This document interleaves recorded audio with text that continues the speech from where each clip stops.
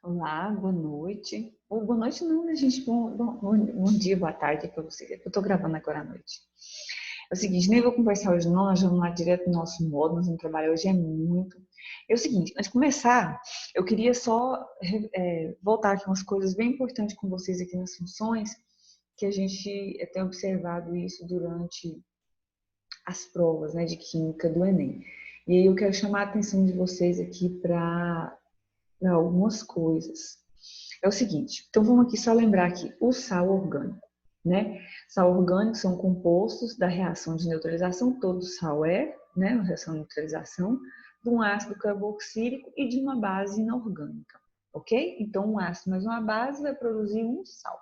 Lembrando que essa base aqui, ela tem que ser inorgânica. Ontem a Anne perguntou, professor, existe base orgânica? Sim, Anne, mas é o seguinte, essa base aqui tem que ser inorgânica, por quê? Porque esse sal aqui que vai ser produzido, ele tem um caráter apolar e um caráter polar, que é justamente essa bipolaridade dele que dá para ele a capacidade de limpeza. Então, ele tanto adere à gordura quanto à água, e isso faz com que ele seja uma substância utilizada para limpezas, tá certo? Bom, aí a nomenclatura a gente já viu, né, que é a questão da cadeia principal, o número de carbonos, o átomo e o sódio. Ok. O que eu quero falar aqui com vocês, então, está aí os ácidos, os sais de ácido carboxílico. Eu quero te mostrar aqui os sais de ácido carboxílico no dia a dia. A gente vai estudar mais profundamente a reação de saponificação, que é onde ocorre a fabricação desse sabão. Mas eu gostaria de dar aqui para vocês pelo menos uma noção do que é essa reação, porque são reações importantes e que são cobradas, né? Constantemente se cobram essas reações de vocês. Então, eu quero só mexer aqui, eu quero ver se eu consigo montar aqui a reação de saponificação. Então, pronto. O que é a reação de saponificação? Na reação de saponificação, eu vou produzir um sabão, literalmente. De onde que eu produzo um sabão? Aqui, eu tenho, então, de forma geral, um éster com uma base forte, uma base geralmente inorgânica, por ser forte, que vai produzir o sabão e o glicerol. Então, eu tenho aqui o éster, a minha base inorgânica, ele vai sofrer uma reação, né? E eu perco aqui essa cadeia de carbonos. Essa cadeia de carbonos vai entrar aqui os metais, no caso aqui o sódio, e esse OH da hidroxila se adere aqui à cadeia dos carbonos que foi retirada aqui desse composto que é o glicerídeo. Esse glicerídeo aqui geralmente é o quê? Uns óleos graxos, né? Que vem de origem animal ou de origem vegetal, mas mais comumente de animal, né? Exceto aqueles bons sabonetes, alta qualidade, alguma coisa que eles utilizam aquele óleo vegetal, por quê? Porque óleo vegetal, gente, é muito difícil de extrair, é muito caro. Vou dizer para vocês, você sabe que a gente no laboratório, a gente coloca assim, quilos e quilos, por exemplo, de uma folha de hortelã para conseguir produzir 1 ml, entendeu? A questão é o seguinte, esse 1 ml é extremamente concentrado. Então, você pega esse 1 ml, você pode diluir ele em 10 vezes e ele vai produzir sempre as essências com um odor muito forte, né? Dependendo da sua oleaginosa aí, que é a sua planta, você tem cheiros excelentes, como no caso dos eucaliptos, hortelã, citronela e etc. Tá? Agora, a questão é a seguinte, você pergunta assim, professora, e o que o ácido carboxílico tem a ver com isso? É o seguinte, para produzir esse éster aqui, que é justamente esse glicerídeo, esse éster aqui, ele vem de uma reação anterior chamada esterificação. Os ésteres, vou olhar aqui na fórmula, ó, são compostos também derivados dos ácidos carboxílicos. O que acontece? Faz-se uma reação, quebra-se o hidrogênio, retira-se o hidrogênio da hidroxila e faz a aderência de um hidrocarboneto. Esse hidrocarboneto, ele é quebrado também por um catalisador, uma catálise, né? E aí você consegue aderir ele aqui junto com o oxigênio, tá? Então, para fazer a reação de saponificação, que é a produção do sabão, primeiro você tem que fazer a reação de esterificação, que é a produção do éster, a partir de ácido carboxílico. tá? Então, basicamente, para fazer sabão, você precisa o quê? De gordura e soda cáustica. Mexeu lá, mexeu, no instantinho, tá lá o seu sabão pronto. Algumas pessoas colocam algumas outras coisas, né? Antigamente, minha avó fazia esse sabão colocando cinza. O que é a cinza? O carvão, a madeira, quando queima, vai ficando aquele pozinho, né? A cinza, e ela é altamente básica. Não é tão forte como a soda cáustica, não é? Ou seja, o seu sabão não vai ser aquele sabão tão bom de limpar a roupa, por causa da quantidade de soda que tem aqui, é muito maior do que da cinza, que também é uma base, mas que limpa constantemente, não é? Constantemente não, que limpa fielmente, tá? Então, voltando aqui, então, na sua reação. Então, eu queria mostrar isso para vocês. É importante vocês saberem disso, né? O Enem, a gente tem visto que tem cobrado isso e os vestibulares também, ok? Então, tá aí falando sobre o sabonete, o sabão e etc.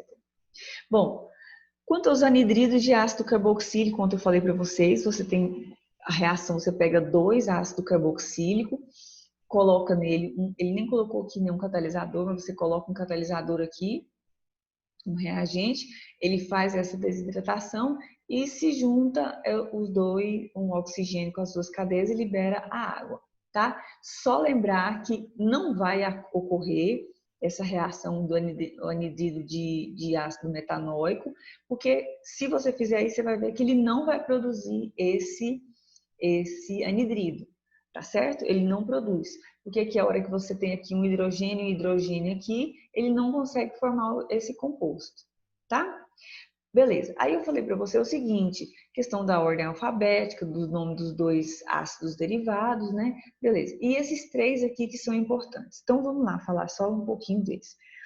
O anidrido fitálico. O anidrido fitálico, ele é um anidrido, ele pode ser originário de alguns compostos, mas o principal aí no caso seria o ortoxileno, né? Que é o hidrocarboneto aromático com o CH3 e 2 CH3 no caso, né? Um CH3 é o tolueno e 2 CH3 no anel benzênico seria o xileno, tá? Na posição orto, 1 e 2, beleza? Sim. O que acontece? Qual a grande importância? É bom você dar uma olhada também nos outros nomes que podem ter, tá? O anidrido fitálico, porque é um nome usual, né? Então, o nome dele, geralmente, o que a gente observa, o nome desse composto é 2-benzofuran, 1,3 diona. Nossa, nada a ver, né? Mas é isso mesmo, tá? Então, é bom você colocar isso daí e observar. 2-benzofuran, 1,3 diona, tá? O segundo anidrido é o anidrido succínico, super importante, tá bom? E o nome dele, do anidrido succínico aqui, então você coloca dihidro 2,5 furadiona. Estou repetindo, dihidro 2,5 furandiona. De onde vem esse furan? Deixa eu mostrar aqui para vocês, ó. Toda vez que você tem aqui uma cadeia de carbonos ligada aqui, né, com oxigênio no meio, vem do furano. E aí, toda vez que você vê essa cadeia de carbonos aqui, assim, igual aqui, essa aqui também, ó, cadeia de carbonos com um oxigênio bem assim, é um furano, tá bom? Aqui também, mas aqui já tem uma dupla diferente. Beleza, tá? Então, anidrido succínico. Qual a importância do anidrido succínico? Anidrido succínico é muito utilizada para plásticos, igual o anidrido fitálico, tá? O anidrido fitálico na fabricação de corantes, por isso que é perigoso, viu, gente, o excesso de corantes, por causa aqui desse anel benzênico aqui, então ele é cancerígeno, tá? Então, esses compostos que a gente come, que tem muito corante, a gente tem que tomar cuidado, tá? E na fabricação de plástico, todos eles são muito utilizados para a fabricação de plástico, tá?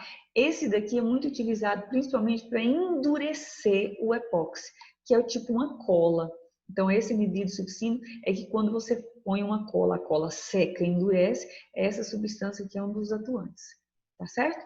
E aqui o anidrido maleico, derivado de algumas reações bem importantes também, que a gente vai estudar depois mais lá na frente, mas a principal utilização do anidrido maleico é o quê?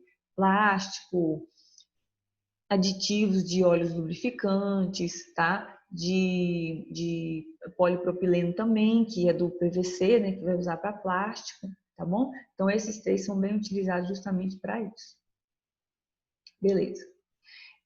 Aí aqui vem um anidrido mais famoso que a gente tem, né? Que é a aspirina, desculpa, que é o anidrido que vai dar origem, né? Que está dentro da composição esse anidrido da aspirina, que é o ácido acetil salicílico, ok? Deixa eu só pegar aqui que eu vou mostrar aqui para vocês a fórmula da aspirina. Vou pegar aqui. Então é o seguinte, importante você ver aqui. Então aqui, ó, aqui está o seu ácido acetil salicílico, tá certo? Que é o AS, um dos compostos mais utilizados no mundo, né? Tem a origem dele basicamente vegetal, ok? Deixa eu dizer uma coisa para vocês aqui. Aspirina muito utilizada para controle cardíaco, não é? E aí tá seu composto, tá vendo? Então, esse composto aqui, ó, ele vem de uma reação orgânica de um anidrido, tá? Do anidrido acético, ok? Então, tá bom. Então, vamos voltar lá para o nosso... Então, tá aí. Aí vem os cloretos de ácido carboxílico. Esses cloretos de ácido carboxílico já falei para vocês, que também são derivados dos ácidos carboxílicos. E quase não se utiliza outro composto do grupo 17 por causa da falta de dificuldade de se obter, de estabilizar. Você gasta muita energia e ele não fica tão estável como no caso do cloro. O flúor não se fala por causa da reatividade e etc. Quanto ao nome cloreto e o nome da cadeia de carbono da terminação OILA e ok. Beleza? Pronto. Então aqui é isso. Vamos ver aqui então. Então pronto, né? Aí aqui a gente termina. Aí nós vamos fazer atividades. Na verdade a gente vai corrigir, né? Porque eu suponho que vocês tenham feito. Beleza? Ok. Aí então agora eu vou passar para outro composto extremamente importante, que são os compostos nitrogenados. Certo? Dentro dos compostos nitrogenados, nós temos as aminas, as amidas, nitrocomposto, nitrilo e os isonitrilos, ok? Então vamos lá, ó, as aminas são compostos orgânicos derivados da amônia, certo? O que acontece? Uma substituição de um dos hidrogênios por um substituinte arila ou alquila. O que você vai lembrar desse alquila? De alcanos dos hidrocarbonetos. E das arilas, você vai lembrar das carbonilas de C-O, tá? Uma outra coisa que eu quero que você preste atenção é a classificação. Então, aqui você tem a amônia. Dentro dessa amônia, você pode retirar um hidrogênio e dar origem às aminas primárias. Você pode retirar 2 hidrogênios e dar origem às aminas secundárias. E você pode também retirar os 3 hidrogênios e dar origem às aminas terciárias. Isso é importante? Sim, gente, isso é importante porque as aminas elas têm uma reatividade diferenciada de acordo com essa classificação, tá? Então, nomenclatura, o prefixo, que é a quantidade de carbonos, o infixo, que é a saturação e saturação, e a terminação amina, ok? Seguindo as mesmas regras lá e etc. Eu achei interessante aqui ele ter colocado esse desenho dele aqui para indicar a colorimetria dos cabelos, que é a questão, eu não sei se ele colocou da tinta ou se ele colocou da anilina, né? Que é a fenilamina, que dá essas colorações aí, tá certo? Então, ó, você tem as principais aminas: metilamina, metilamina, fenilamina, N-etil, N-metilfenanil. Nós vamos ver essa nomenclatura aqui. Esse N aqui, porque está ligado direto no nitrogênio, tá certo? Então, ele quer mostrar aqui que tem duas cadeias ligadas especificamente aqui no nitrogênio, tá? Aí, de etil-metilamina. Ok, vamos ver o nome aqui. Ele não colocou, não tá pra lá. Tá, as aminas no dia a dia. Então, quais são as grandes funções das aminas? Gente, os compostos nitrogenados são um dos mais importantes, né? Dentro da escala aí você pega os ácidos carboxílicos e as aminas, eles têm um destaque super importante. Os ácidos carboxílicos dão origem aos aminoácidos juntamente com as aminas, tá? Então, entre as principais funções, estimulante do corpo, seja natural ou sintético, tá? A formação de aminoácidos para as proteínas. Esse aminoácido é uma amina e um ácido que se juntam e vai dar origem a um amida, tá? Grande quantidade nos alcaloides, como a morfina, nicotina e os psicotrópicos, tá? Muito utilizado para proteção solar por causa do ácido paraminobenzoico, que é uma amina, ela é tipo como se fosse impermeável, né, aos raios UVs, e também na fabricação de analgésico por conta da sua disponibilidade em ser base de LIOS e conseguir fazer essa ligação química, ok? As anfetaminas têm uma classe super importante por causa dos efeitos recreativos que ela tem, tá certo? Mas tem também a questão da causar a sua dependência.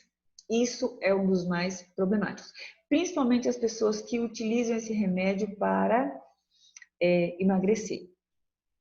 Um dos remédios que tem vaga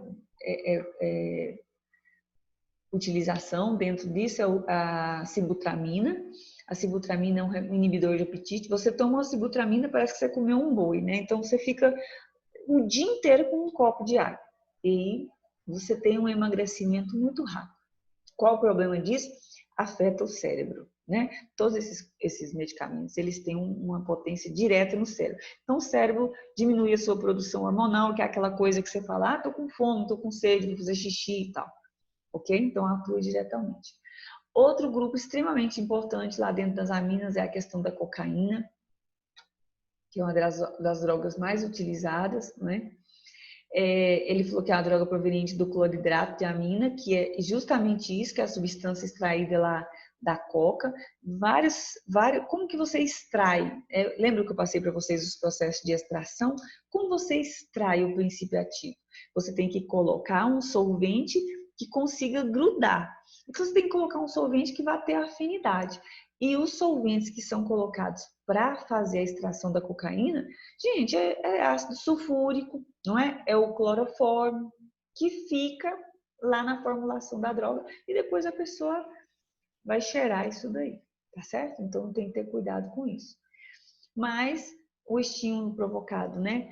Que é a euforia, que é a disposição, que é a alegria, não é? E aí depois vem a baixa dessa queda, né? Inclusive, tem-se alguns estudos falando sobre a cocaína. As pessoas que usuárias de cocaína, elas não conseguem sentir mais alegrias em sua vida. Por quê? Porque o êxtase da cocaína é um negócio tão de grau tão alto que depois aqueles momentos de alegria é como se coisa boa, assim, beleza. Sabe aquelas coisas que acontecem assim na sua vida que você fica extremamente eufórico, alegre, agitado? A cocaína, ela poda isso da pessoa. Por quê? Porque o efeito dela é tão potencial que pouquíssimas coisas que vai acontecer na vida do ser humano vai atingir aquilo, né? Inclusive, só para vocês terem uma noção, já foi medido, não sei como é que eles fazem esses estudos, eu sei que eu leio sobre isso, que o efeito da cocaína é tão mais prazeroso do que um orgasmo. Então, vocês imaginem por que as pessoas viciam nessa merda, não é? Então, a pessoa deixa de fazer sexo na sua vida para usar cocaína, porque o efeito do prazer da cocaína é muito maior, ok? E também dura mais, né, gente? Porque se o orgasmo dura alguns segundos, a cocaína dura mais algum tempo, né? Minutos e horas. Então, inclusive, até eu estava vendo uns estudos falando sobre isso, muito interessante, sobre o orgasmo dos animais. E aí vocês sabiam que um dos orgasmos mais intensos que existe no reino animal é o do porco. Deve ser por conta, né, da trajetória do pênis do porco, da vagina da porca, não sei, né? Porque vai passando, acho que cada volta que dá ali do esperma no pênis do porco, né, até chegar lá na ponta. Mas, enfim, não tem nada a ver com a aula de química, não. Vamos voltar. Também conhecimento, né? Um outro também estimulante, assim, gente, perfeito na nossa vida, né? Pelo menos na minha, cafeína, graças a Deus. Amo de paixão. Até um problema porque ela tira bem meu sono, né? Mas a cafeína está presente aí em várias compostos, como café, pó de guaraná, chocolate, refrigerante, né? Como é o nome daqueles? daqueles estimulantes, né, e tal, Red Bull, não sei o quê. Então tem presente cafeína em vários compostos. Inclusive tem uns estudos também falando sobre a cafeína. Vocês podem observar, você já olha lá naqueles comprimidos para dor de cabeça, tem cafeína, porque eles descobriram que a cafeína é um veículo que agiliza o efeito do remédio. Eles não sabem até hoje como que são o percurso sináptico ou parassináptico disso, não sabe. Só sabe que quando a pessoa está sentindo uma dor, lá naquele medicamento tem que ter a cafeína para fazer a estimulação, ela estimula o organismo e aí chega na via da dor mais rápido. Então, cafeína é tudo de bom, né? Dizem os ditados que jamais confiem em um ser humano que não tenha um vício. Então, perigoso. Mas qual o problema da cafeína? O seu excesso. Então, o excesso vai causar insônia, causa gastrite, pode causar úlcera, tá certo? Causa irritabilidade, ansiedade por causa desse metabolismo, tá? Uma colega minha foi fazer prova da polícia e tomou um comprimido de cafeína antes da prova de corrida, 400 miligramas. Nossa, moça, ali ela podia ter competido com o Usain Bolt que ela tinha ganho. Ok? Então, aí o outro grupo aí, ó, importância das aminas também. A importância biológica, que esse é um dos fatores primordiais para nós, né? A classe, principalmente das beta-feniletilaminas, que é onde está a adrenalina, a noradrenalina, a mescalina e assim sucessivamente, tá? Então, são extremamente importantes.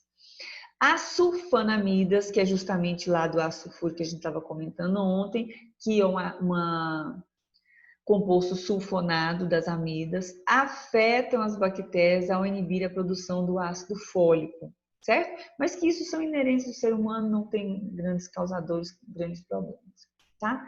O neurotransmissor GABA, gente, isso é muito importante, vocês estão estudando biologia aí, ó, a questão dos neurotransmissores GABA, que eles regulam, né? Vários controles sinápticos dentro do GABA, e aí já se tem estudos falando o quê? Que a baixa quantidade de neurotransmissor GABA é que causa a depressão. Isso, assim, para a depressão que é física, porque existe depressão física e depressão psicológica, né? Então, a baixa neurotransmissor do efeito GABA tem um vínculo aí com a depressão. Eu não sei se é a baixa quantidade dele ou se é a alta quantidade, alguma coisa assim, eu não me lembro bem. Ok? Os alcaloides, que são derivados das plantas, inclusive por isso que está dentro da lista dos psicotrópicos, existem várias, né? Lá em Goiânia tem uma planta lá no meio da cidade, assim, que a gente chama de trompa beladona, que é uma flor desse tamanho, assim, parece um tubete, assim, branco, muito cheiroso. Antigamente o pessoal chamava ela de manhã à noite. E aí o que acontece? Essa planta altamente psicotrópica. Mas existem várias, né? Várias, tá bom? Ok. Aí tem a questão das aminas, agora tem a outra parte também, né? As aminas, por elas serem formadas de nitrogênio, elas são bases de Lewis. E elas, por ser base de Lewis, elas têm alguns processos específicos, como, por exemplo, aqui no caso, na decomposição dessas proteínas. E elas fedem muito, gente. A amina é um negócio que fede, a amônia é um negócio que fede, né? Sal amoníaco, quando a pessoa vai descolorir, é muito, muito fedido, tá? E aí, a degradação dessas proteínas do corpo dos animais são duas principais, entre elas a cadaverina e a putrescina, putrefacina, esqueci.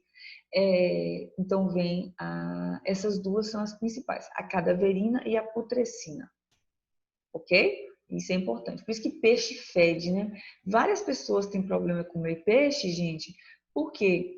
Por conta do mau cheiro, por conta do mau odor, o odor muito forte do peixe, né? Tem gente que acha uma delícia. Eu, pessoalmente, eu não acho o peixe cheiroso. Eu acho ele mais saboroso do que cheiroso. E aí você passa um limãozinho nele, bem passadinho, para ele dar uma limpada, porque senão tem hora que fica difícil de comer. Tem peixes e peixes, né? Então, assim, não é todo peixe que tem esse cheiro muito forte, alguns mais, outros menos. Né? Peixe de mar tem um odor mais forte, por conta da quantidade, né, de sais que estão dissolvidos, tá bom? Gente, é o seguinte, eu vou parar aqui essa aula, vou continuar as amidas em outra para não ficar muito extenso, tá bom? Então, um beijo para vocês, até daqui a pouquinho.